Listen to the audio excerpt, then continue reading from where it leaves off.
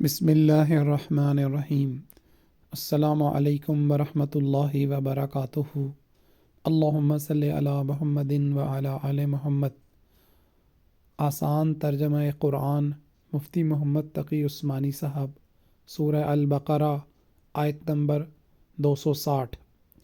وَإِذْ قَالَ إِبْرَاهِيمُ رَبِّ أَرِنِي كَيْفَ تُحْيِي الْمَوْتَى قَالَ أَوَلَمْ تُؤْمِنْ قال بلى ولكن ليطمئن قلبي قال فخذ أربعة من الطير فصرهن إليك ثم اجعل على كل جبل منهن جزءا ثم ادعهن يأتينك سعيا واعلم أن الله عزيز حكيم۔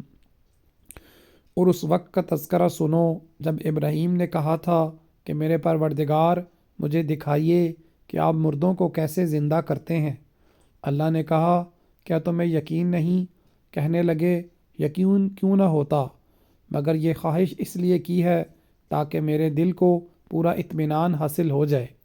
اللہ نے کہا اچھا تو 4 پرندے لو اور انہیں اپنے سے مانوس کر لو، پھر ان کو ذبح کر کے ان کا ایک ایک حصہ ہر پہاڑ پر رکھ دو، پھر ان کو بلاؤ، وہ چاروں تمہارے پاس دوڑے چلے آئیں گے، اور جان رکھو کہ اللہ پوری طرح صاحب اقتدار بھی ہے، اعلیٰ درجے کی حکمت والا بھی۔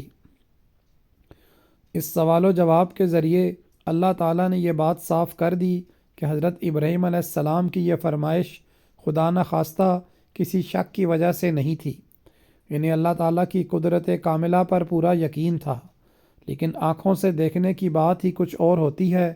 اس سے نہ صرف مزید اطمینان حاصل ہوتا ہے بلکہ اس کے بعد انسان دوسروں سے یہ کہہ سکتا ہے کہ جو کچھ کہہ رہا ہوں دلائل سے اس کا علم حاصل کرنے کے علاوہ آنکھوں سے دیکھ رہا ہوں۔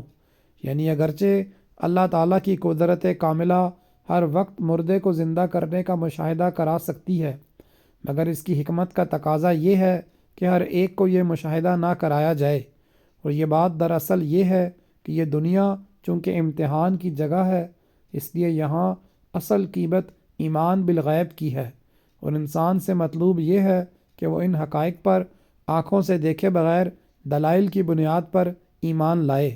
البتہ انبیاء کرام کا معاملہ عام لوگوں سے مختلف ہے، وہ جب غیب کے حقائق پر غیر متزلزل ایمان لا کر یہ ثابت کر چکے ہوتے ہیں کہ ان کا ایمان نہ کسی شک کی گنجائش رکھتا ہے اور نہ وہ آنکھ کے کسی مشاہدے پر موقوف ہے، تو ان کے ایمان بالغیب کا امتحان اسی دنیا میں پورا ہو جاتا ہے۔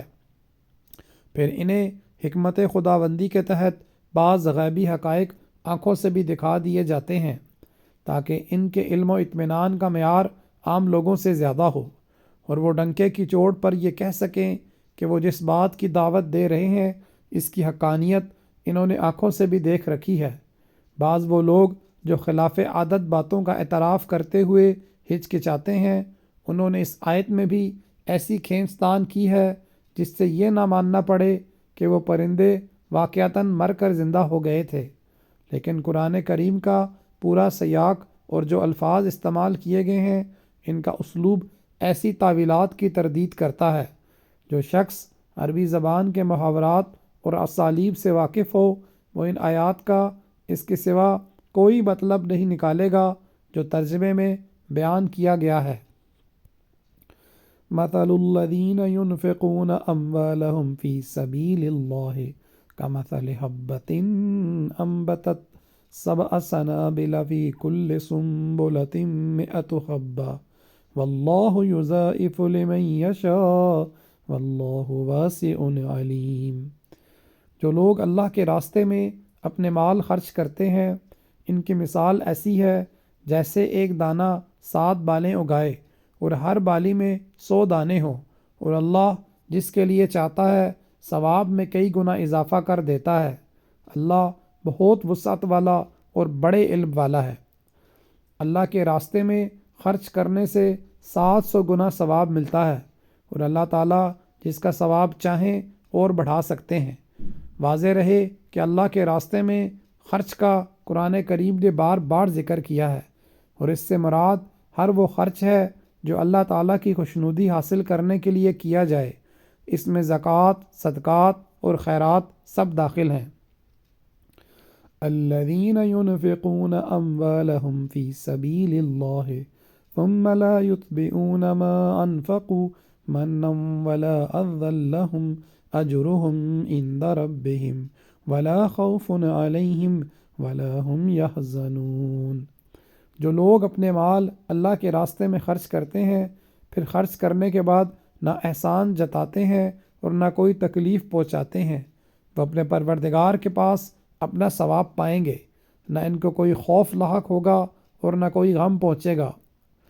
قول معروف ومغفرۃ خیر من صدقۃ یتبعها اذی واللہ غنی حلیم۔ بھلی بات کہہ دینا اور درگزر کرنا اس صدقے سے بہتر ہے جس کے بعد کوئی تکلیف پہنچائی جائے، اور اللہ بڑا بے نیاز بہت بردبار ہے۔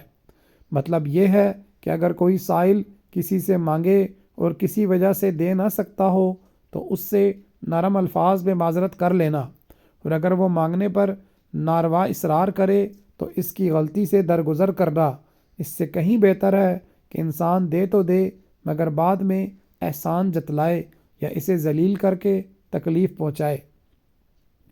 یا ایہا الذین آمنوا لا تبطلوا صدقاتکم بالمن والعذی کالذی ینفق مالہ رئاء الناس ولا یؤمن باللہ والیوم الآخر فمثلہ کمثل صفوان علیہ تراب فأصابہ وابل فترکہ صلدا لا يقدرون على شيء مما كسبوا واللہ لا يهدي القوم الكافرین۔ اے ایمان والو، اپنے صدقات کو احسان جتلا کر اور تکلیف پہنچا کر اس شخص کی طرح ضائع مت کرو جو اپنا مال لوگوں کو دکھانے کے لیے خرچ کرتا ہے اور اللہ اور یوم آخرت پر ایمان نہیں رکھتا۔ چنانچہ اس کی مثال ایسی ہے جیسے ایک چکنی چٹان پر مٹی جمع ہو، پھر اس پر زور کی بارش پڑے اور اس مٹی کو بہا کر چٹان کو دوبارہ چکنی بنا چھوڑے۔ ایسے لوگوں نے جو کمائی کی ہوتی ہے وہ ذرا بھی ان کے ہاتھ نہیں لگتی، اور اللہ ایسے کافروں کو ہدایت تک نہیں پہنچاتا۔ چٹان پر اگر مٹی جمی ہو تو یہ امید ہو سکتی ہے کہ اس پر کوئی چیز کاشت کر لی جائے، لیکن اگر بارش مٹی کو بہا لے جائے تو چٹان کے چکنے پتھر کاشت کے قابل نہیں رہتے۔ اسی طرح صدقہ خیرات سے آخرت کے ثواب کی امید ہوتی ہے، لیکن اگر اس کے ساتھ ریاکاری یا احسان جتانے کی خرابی لگ جائے تو وہ صدقے کو بہا لے جاتی ہے اور ثواب کی کوئی امید نہیں رہتی۔ وَمَثَلُ الَّذِينَ يُنْفِقُونَ أَمْوَالَهُمُ ابْتِغَاءَ مَرْضَاتِ اللَّهِ وَتَثْبِيتًا مِّنْ أَنفُسِهِمْ كَمَثَلِ جَنَّةٍ بِرَبْوَةٍ أَصَابَهَا وَابِلٌ فَأَتَتْ أُكُلُهَا ضِعْفَيْنِ فَإِن لَّمْ يُصِبْهَا وَابِلٌ فَطَلْ وَاللَّهُ بِمَا تَعْمَلُونَ بَصِيرٌ۔ اور جو لوگ اپنے مال اللہ کی خوشنودی طلب کرنے کے لیے اور اپنے آپ میں پختگی پیدا کرنے کے لیے خرچ کرتے ہیں، ان کی مثال ایسی ہے جیسے ایک باغ کسی ٹیلے پر واقع ہو، اس پر زور کی بارش برسے تو وہ دگنا پھل لے کر آئے، اور اگر اس پر زور کی بارش نہ بھی برسے تو ہلکی پھوار بھی اس کے لیے کافی ہے، اور تم جو عمل بھی کرتے ہو اللہ اسے خوب اچھی طرح دیکھتا ہے۔ أَيَوَدُّ أَحَدُكُمْ أَن تَكُونَ لَهُ جَنَّةٌ مِّن نَخِيلٍ وَأَعْنَابٍ تَجْرِي مِن تَحْتِهَا الْأَنْهَارُ لَهُ فِيهَا مِن كُلِّ الثَّمَرَاتِ وَأَصَابَهُ الْكِبَرُ وَلَهُ ذُرِّيَّةٌ ضُعَفَاءُ فَأَصَابَهَا إِعْصَارٌ فِيهِ نَارٌ فَاحْتَرَقَتْ كَذَلِكَ يُبَيِّنُ اللَّهُ لَكُمُ الْآيَاتِ لَعَلَّكُمْ تَتَفَكَّرُونَ۔ کیا تم میں سے کوئی یہ پسند کرے گا کہ اس کا کھجوروں اور انگوروں کا ایک باغ ہو جس کے نیچے نہریں بہتی ہو، اور اس کو اس باغ میں اور بھی ہر طرح کے پھل حاصل ہوں، اور بڑھاپے نے اسے آ پکڑا ہو اور اس کے بچے ابھی کمزور ہوں، اتنے میں ایک آگ سے بھرا بگولا آ کر اس کو اپنی زد میں لے لے اور پورا باغ جل کر رہ جائے؟